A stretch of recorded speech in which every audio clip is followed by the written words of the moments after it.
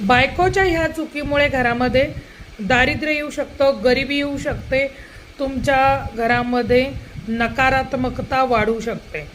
ती कारणं म्हणजे अशी, सगळ्यात पहिलं म्हणजे मिठाची बरणी उघडी ठेवणे, दुसरं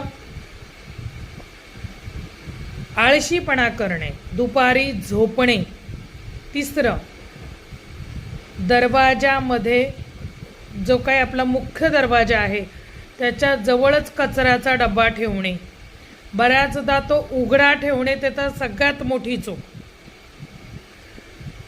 तसेच दरवाजामध्ये आल्यानंतर ज्या चपला असतात, बऱ्याच लोकांना चपला ह्या जवळजवळ काढण्याची सवय नसते. चप्पल ही असा जोड कसा असतो, चपलाचा जोड एकमेकाला जोडून चपला काढा.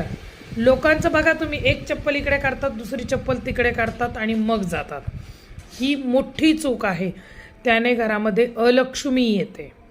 संध्याकाळच्या वेळेला बरोबर 3 सांजेला दिवा न लावणे, त्याचप्रमाणे घरातील मोठ्या लोकांना उलट उत्तर देणं, सासूबाई सासरे यांचा आदर न करणं.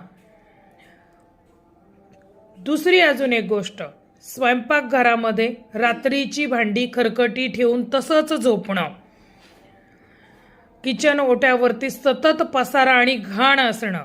बऱ्याच बायका किचन त्यांचे ओटे, गॅसची शेगडी बघवत नाही, मिक्सर पूर्ण धुळीनी लडबडलेला असणं, फ्रीज उघडल्यानंतर फ्रीज अक्षरशः डम्पिंग ग्राउंड असल्यासारखं काही काही लोकांचं फ्रीज दिसतं, तर ते असणं हे सगळ्यात म्हणजे घरामध्ये गरिबी घेऊन यायची लक्षणं आहेत.